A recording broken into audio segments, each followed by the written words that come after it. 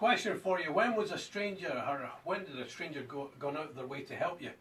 My next guest was a victim of knife crime almost 10 years ago, but now he's receiving a national award for the work he's done to fundraise for other people. Shane Yerrell is from Waltham Abbey, and he's in the studio. Shane, good morning to you. Welcome aboard, my friend. Thanks for having me in. I love speaking to award winners, and we can find out. But take me back then, 10 years ago, you were a victim of knife crime in Essex. There's been a couple of occasions. Really? But the first one was, I think it's like 10 years ago, pretty much coming up to the date, yeah, almost 10 years. And that was out chasing the dog. We had a little baby Staff, and he used to run back to where he lived, which is like a meadow sort of area. So he got out as trick-or-treating to get my little brother ready, and a couple of his mates. The dog ran out and back to where we used to live, to the meadow. And obviously being a blue Staff, I couldn't see a lot of him. So just listening to the rustling really, and then I got what I thought was a punch to the head. Until after, when I got to the hospital, they said it'd been like a laceration. There's just two people standing there. One of them had like a cigarette and like a mask, and everyone had the mask half up. So they were obviously, I don't know what they're doing. The police reckon that I was disturbing someone doing drugs or whatever, but if you got a mask on, you obviously going trick or treating or something. Yeah. Maybe I just got in someone's way, but. And that's, you've had another occasion as well. Yeah, I can't really say too much about that because it's an ex-partner and they're not here anymore, so I don't want to like. No. But you know, put a bad word against that put a lot of people against the rope, Shane. I mean, how do you recover from like an attack like that? To be honest, looking at other situations, that sounds really bad, doesn't it? But I realise how unfortunate some people have been, and I see myself as lucky. Even though I've experienced that, like you come out the other end, and I'm still here, and I to tell the tale. So I've met families since that have lost their sons. I only carry I'm involved with. I'm involved with a few anti-knife charities now. So look at their situation, it makes you really feel for them, and it also makes you feel like realise how lucky I am to have had the experience, but still like not come out. Yeah, as bad as some of the people. I'm not as unfortunate. So you got to take a positive from every negative. That's what I try to do. That's the thing. You know what my next question is going to be. A lot of people just go, well, that's happened. I'm going to recover.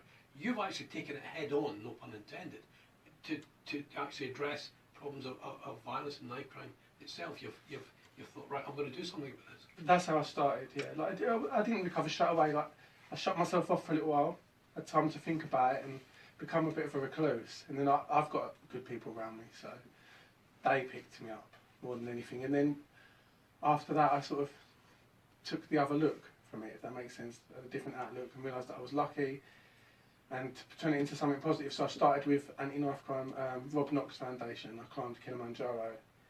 He lost his life as a result of knife crime, so I got in contact with his family and then decided to go up Kilimanjaro and do that. And then the next one was Kyan Prince. His dad's really inspirational, Mark Prince.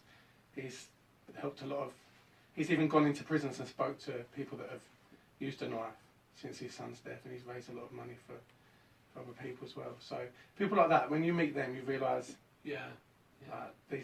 I'm lucky to even meet them in general, but they've come out of it the other end. I really like that. I like someone that can come back and fight back from a situation that you wouldn't necessarily be expected to come back from.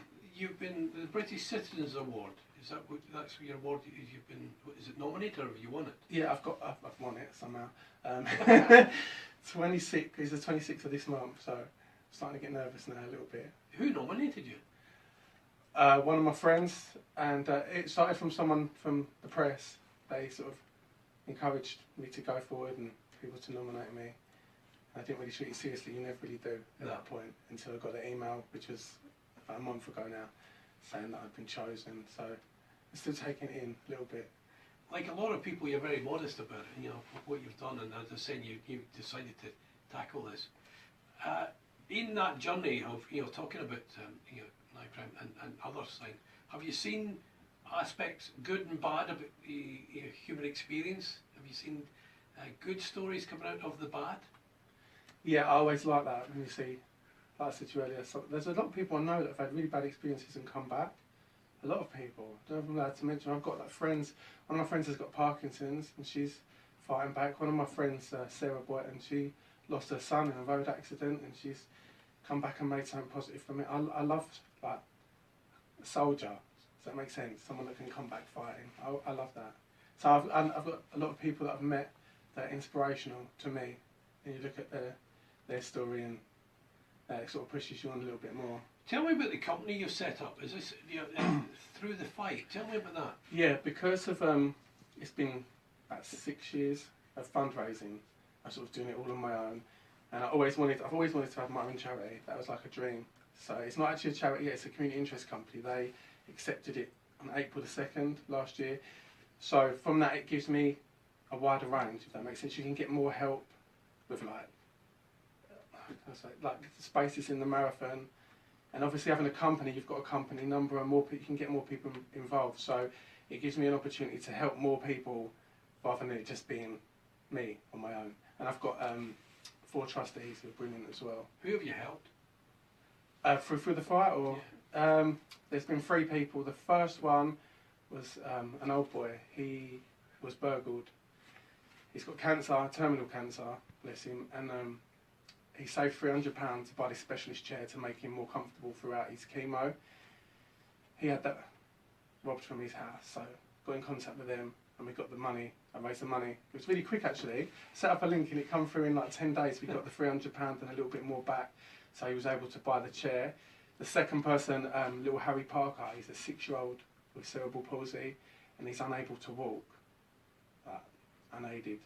So he's trying to raise 75,000 for an operation. So I was introduced to his family from someone that was local and run Wolverhampton Abbey Football Club, and we got him, I did an ab sale first and then we did a fundraising night. So I think altogether we got like 1,300 for him, round about, somewhere there. And now he's actually got his money, he's got his 75,000. And the third one, I did really enjoy the third one as well. It's, bless her, she's not here anymore.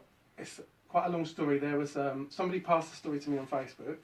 It's a woman that had terminal cancer and her friends had raised money for her to go to America on like a final holiday with her family. On that holiday she broke her leg getting out of the bath, so she was unable to fly home. The insurance wouldn't pay out, so they were trying to get like a massive amount of money for her to fly home via air ambulance. So I just thought I'll set up a link. It was so random, I don't know, it was like a last minute decision.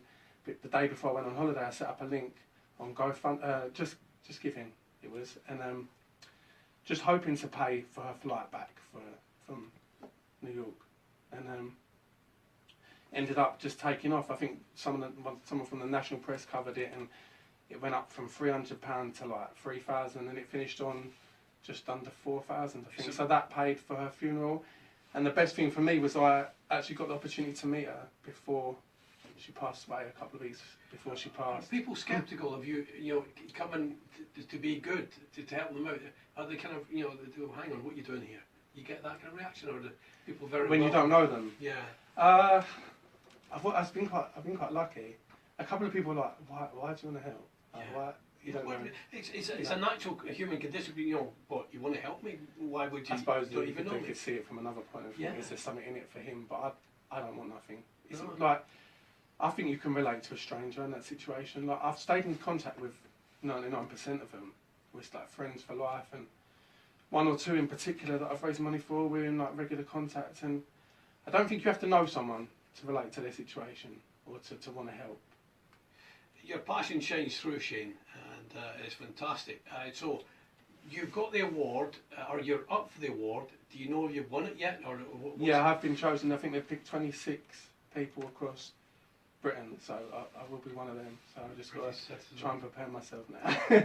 Being around all those people, I feel like they're well out of my league, but I'll give it a go. I think you do a great job. Thank you. If anybody wants to help with your charity, Through the Fight, is it Through the Fight? Yeah, there's a Facebook page, Through the Fight, and there's a website. It's www.throughthefight.com.